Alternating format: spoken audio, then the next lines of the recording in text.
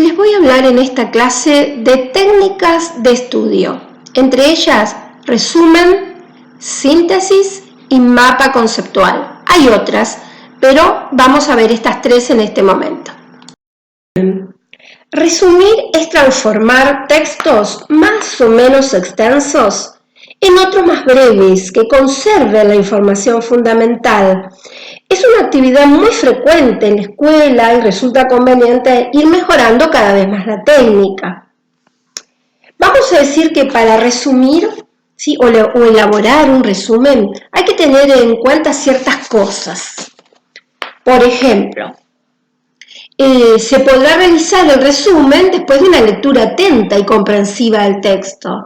No se debe subrayar en una primera lectura, ya que se debe conocer el texto en su totalidad y para poder jerarquizar ideas. Por lo tanto, la primera vez que voy a leer el texto no subrayo nada. Presto atención a la totalidad del texto, a la temática de la que me habla, o sea que comienzo a hacer esa primera lectura de esa manera. Es fundamental averiguar el significado de las palabras que desconocemos, es decir, si yo leo un texto y encuentro palabras que no conozco, tengo que primero saber qué significan cada una, buscar en el diccionario, porque si no, de esa manera no voy a entender el texto en su totalidad. Por eso sí o sí debo buscar en el diccionario los significados para después, cuando vuelva a hacer una lectura, poder entender lo que me dice. Para mejorar la organización de las ideas, conviene respetar la distribución en títulos y subtítulos del texto original.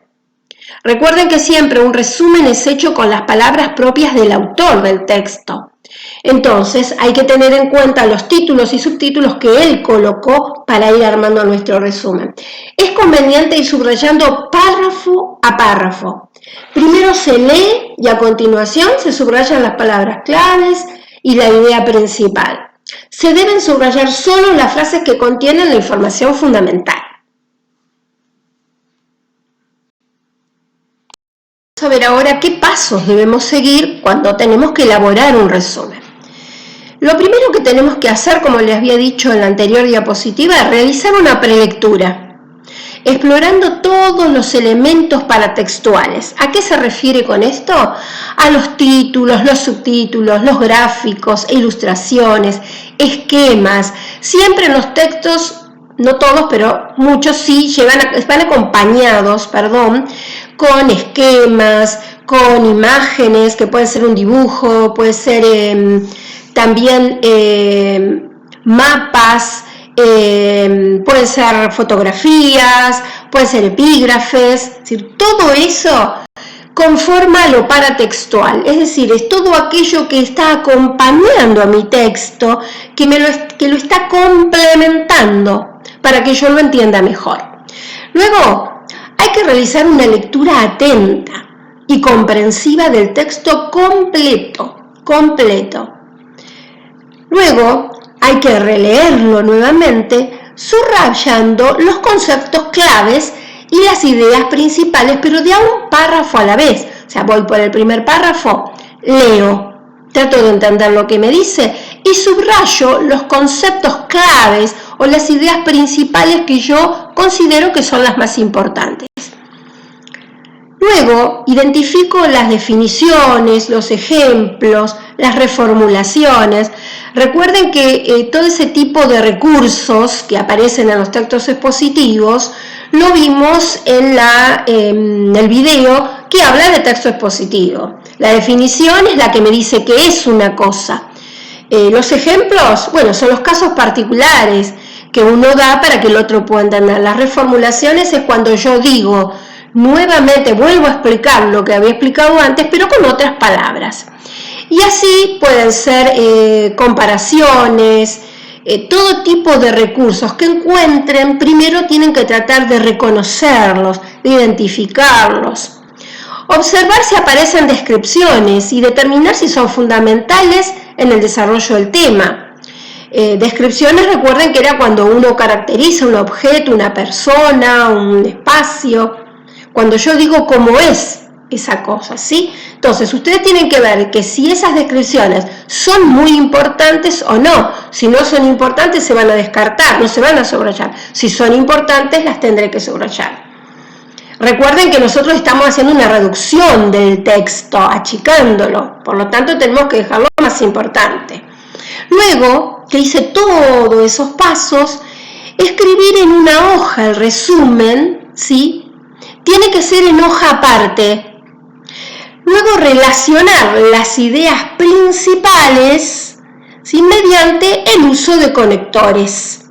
Son muy importantes los conectores en este caso. Cuando yo quiero unir, cuando yo quiero escribir, supongamos que del primer párrafo subrayé una oración, del segundo párrafo subrayé 2 oraciones, pero cuando yo voy a escribir el texto, ese texto tiene que quedar como un todo, que cuando yo lo lea tiene que tener sentido, no puedo volcar las oraciones sueltas sin relacionarlas unas con otras, por eso está la idea de usar conectores para que todo quede bien armado. Luego, tengo que tener en cuenta que voy a releer ese resumen. Siempre que uno escribe un texto, tiene que volver a releerlo, a revisarlo, ¿sí? Y verificar que aparezca toda la información relevante del texto original. Ustedes van a tener al lado suyo el texto original subrayado y van a tener que ver si lo que ustedes escribieron en el texto está tal cual como aparece en el texto original. Y verificar si copiaron bien las partes más relevantes, los más importantes. Por eso tienen que tener en cuenta todos estos pasos para que su resumen quede bien. Recordemos que el resumen son con las palabras propias del autor. Ustedes van a utilizar palabras del autor y sí van a poder agregar conectores por su cuenta para que cuando armen el texto quede un todo. Les voy a hablar de la síntesis. La síntesis es un compendio condensado de los conceptos más relevantes, esos conceptos más importantes que ustedes encontraron sobre el tratamiento de un tema determinado. La idea es reducir la cantidad del material que encontramos en un texto y elaborar otro texto. ¿Con qué? Con tus propias palabras. Ya no necesito copiar las palabras que tiene escrita el autor, sino que lo voy a hacer con mis propias palabras, manteniendo siempre la idea, las ideas más sustanciales del original, las más importantes. Este tipo de texto requiere una alta concentración y análisis, como también así la eliminación de datos superfluos, datos que no son importantes. El tiempo que supuestamente se pierde, podríamos decir entre comillas, en realizar una síntesis, es un tiempo ganado a la hora de fijar el contenido. ¿Por qué? Porque este contenido que nosotros armamos nuevo nos va a permitir transformarlo en un contenido significativo, que va a ser importante, porque es lo que voy a recordar más. ¿Por qué? Porque cuando yo transformé texto, lo transformé con mis palabras. Entonces, al haberlo transformado, podemos decir, como casi propio al texto, con palabras y asociaciones de ideas familiares, el texto va a ser más fácilmente recordado, fijado. ¿Qué pasos debemos seguir para realizar una síntesis? Bien, primero realizar una prelectura teniendo en cuenta los paratextos. Es muy parecido a los pasos que teníamos que realizar para hacer un resumen. Los paratextos son muy importantes porque complementan mi texto. Entonces yo tengo que volver a esos paratextos, ver el título, los subtítulos, ver las ilustraciones, los esquemas, la fotografía o el epígrafe que describe la fotografía, para poder entender después la totalidad del texto. Luego, hacer una lectura atenta por primera vez, leer el texto por primera vez, por eso hay que leerlo atentamente, ¿sí? Para poder entender bien lo que nos dice. Luego, ¿qué tengo que hacer? Volver a hacer una nueva lectura, es decir, releer el texto, pero esta vez voy a ir leyendo por párrafos y voy a ir subrayando las ideas principales. ¿Qué más voy a hacer allí? Extraer las palabras que desconozco e investigar su significado. Buscaré un diccionario y veré bien el significado de cada palabra para poder comprender el texto. Luego, tengo que releer nuevamente el texto párrafo a párrafo y vieron que ustedes en el paso anterior subrayaron. Por lo tanto, lo que van a hacer ahora es escribir al lado de cada párrafo una oración o dos que me diga de qué se trata ese párrafo. Es decir, tratar de escribir allí qué me quiso decir el autor en este párrafo. Entonces, vamos de nuevo. En cada párrafo, yo leo todo el texto primero, lo volví a leer nuevamente. Ahora voy leyendo párrafo por párrafo. Luego el primer párrafo, al lado, escribo. Después que subrayé, por supuesto, escribo con mis propias palabras. ¿A qué se refiere el autor en ese párrafo? ¿Qué dijo? ¿Qué es lo importante de ese párrafo? Así con cada uno de los párrafos. Luego, ¿qué hago? Escribir un texto con las oraciones obtenidas en el paso anterior. Por supuesto, ¿qué voy a hacer? Voy a colocar conectores si es necesario. Entonces, todas esas oraciones que yo había colocado, que había escrito al lado de cada párrafo, las escribo en una hoja aparte, las escribo. Las voy uniendo con conectores si es necesario. Recuerden que los conectores se tienen que usar. ¿Para qué? Para que mi texto tenga sentido, para que sea coherente. Por último, ¿qué hago? Leo el texto elaborado, reviso la ortografía, me fijo si las palabras que escribí están bien escritas, si no busco en un diccionario o me ayudo con el celu. Lo importante es mirar que todas las palabras estén bien escritas, pero también es muy importante comparar este texto que yo escribí, compararlo con el anterior, es decir, compararlo con el original y observar si mantiene las ideas presentadas por el autor, si se mantiene esa idea central que yo obtuve cuando lo leí por primera vez. Hablar del mapa conceptual. El mapa conceptual es una técnica de estudio que consiste en identificar los conceptos fundamentales de un tema y relacionarlos en forma gráfica. ¿Mediante qué? Mediante líneas, flechas, palabras conectoras, reproduciendo todo ello en un esquema, manteniendo un orden jerárquico las ideas que he desarrollado. Este tipo de técnica, vamos a decir que es muy provechosa cuando uno trata de explicar textos expositivos o la trata de aplicar a textos expositivos. ¿Por qué? Porque ellos a veces traen muchas clasificaciones complejas y también es importante para estudiar, porque a la hora de estudiar un mapa conceptual es de mucha ayuda. Les voy a dar una serie de consejos para elaborar un mapa conceptual. Lo primero que hay que hacer es ordenar los temas jerárquicamente, es decir, los más generales deben ocupar el lugar superior. Por ejemplo, si el texto habla de murciélagos, yo lo primero que voy a poner en la parte superior va a ser la palabra murciélago, o los murciélagos.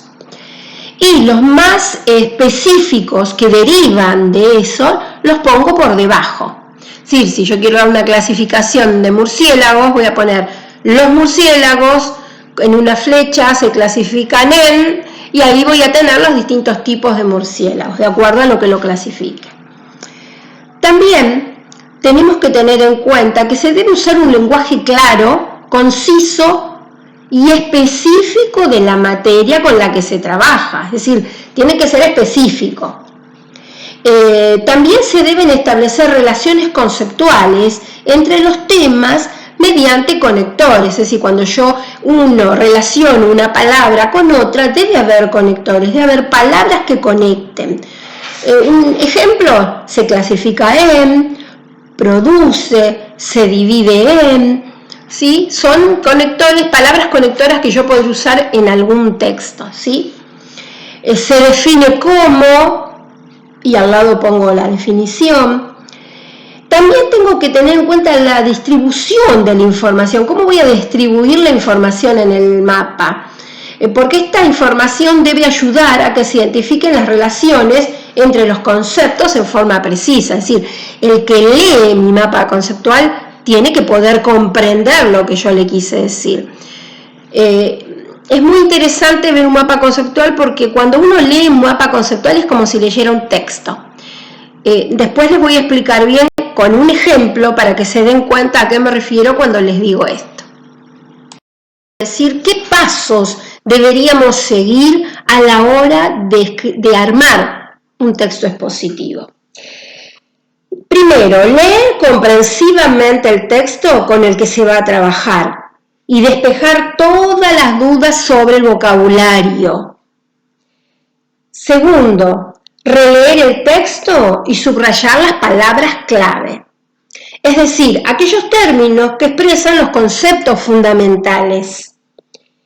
Luego, distribuir esos conceptos sobre el espacio de la hoja, ordenándolos desde los más generales a los más específicos, como les había dicho antes. Si yo estoy hablando de murciélagos, pondré arriba, como el lugar más importante, los murciélagos, y debajo iré, a través de flechas y diferentes formas que yo elija, iré colocando la información más específica.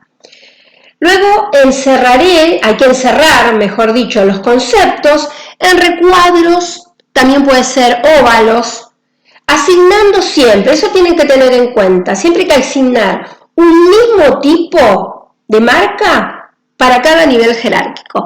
Si yo puse los murciélagos como la palabra más importante, la puedo poner, por ejemplo, en un recuadro. Cuando yo lanzo flechas para colocar las otras ideas más específicas, ya no voy a usar el mismo formato de recuadro, sino puedo utilizar, por ejemplo, un óvalo. ¿Sí? ¿Qué otro punto tengo que tener en cuenta? Tengo que conectar las flechas y escribir sobre ellas un conector, es decir, una palabra o una expresión que sirva para conectar las ideas relacionadas. Como yo les decía, si pongo arriba los murciélagos, la flecha que lanzo hacia abajo, puedo decir, sobre la flecha puedo decir, se definen o son, y después, cuando termina la flecha, ahí en un óvalo puedo poner la definición, aunque a veces las definiciones no hay que ponerle con ninguna forma, tienen que estar como sueltas. Los ejemplos, por eso ahora les aclaro, los ejemplos y definiciones se ubican bajo el recuadro u óvalo correspondiente y no se los encuadra, es decir, las definiciones o ejemplos no hay que ponerlos adentro, ni de un óvalo, ni de un recuadro, ¿sí? No hace falta para las definiciones. Ahora, si yo estoy dando una clasificación, sí, en ese caso sí, tengo que tenerlo en cuenta. En la diapositiva yo les coloqué un ejemplo para que ustedes vean. Miren, acá hay un ejemplo de mapa conceptual. Yo utilicé la temática de mapa conceptual para armar casualmente mapa conceptual, como valga la redundancia, diríamos. Bueno, fíjense que la idea principal le puse mapa conceptual.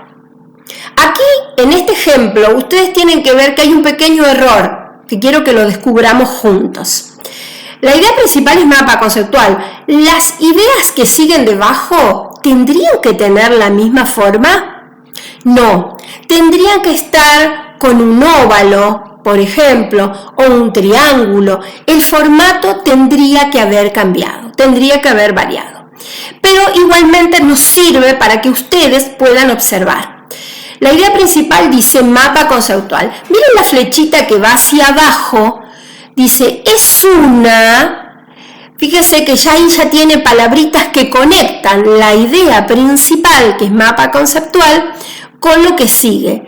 Estrategia de aprendizaje, podría haber dicho técnica de estudio, ¿sí? Ahora, miren cómo de estrategia de estudio sale una flechita hacia un costado y dice, sus elementos, ¿sí? Les está marcando qué elementos forman parte de un mapa conceptual, y debajo miren que tienen otra flechita que dice son, y aquí le da conceptos, proposiciones, palabras clave, ¿sí? Que forman parte de un mapa conceptual. La otra flecha, fíjense que tiene otra palabrita escrita sobre ella que dice sus. Entonces dice, el mapa conceptual es una estrategia de aprendizaje, sus características, y debajo tienen otra flecha donde también tienen otra palabra que conecta, dice son, y acá les dice, sus características son impacto visual, porque cuando yo veo un mapa conceptual, a la vista me impacta, me llama la atención, y para estudiar y para recordarlo puede ser más sencillo, más práctico. ¿Qué más dice? Otra de las características, jerarquización. ¿Por qué? Porque yo pongo de lo más importante a lo menos o a lo más específico. Voy de lo general a lo particular. Bien. Luego, ¿qué otra característica nos dice que tiene? Simplificación. ¿Por qué? Porque me acota, me acorta el texto, lo achica el texto. Ustedes vieron que estuvimos viendo técnicas que me permiten achicar mi texto, como el resumen, como la síntesis y ahora el mapa conceptual. Entonces, con este ejemplo yo les quería mostrar para que ustedes puedan ver lo que es un mapa conceptual, cómo se le pone palabritas para que conecten una idea con la otra. Y cuando yo lo leo, es como si leyera un texto. Si ustedes miran y voy siguiendo la línea que comienza y digo, el mapa conceptual es una estrategia de aprendizaje. Sus elementos son conceptos, proposiciones y palabras clave. Ahí ya tengo una oración. Voy por la otra oración. El mapa conceptual es una estrategia. Sus características son impacto visual, jerarquización y simplificación. Y ahí les armé otra oración. En 2 oraciones tienen todo conectado. Pero el mapa conceptual, así, a la vista, es mucho más práctico para la hora de estudiar.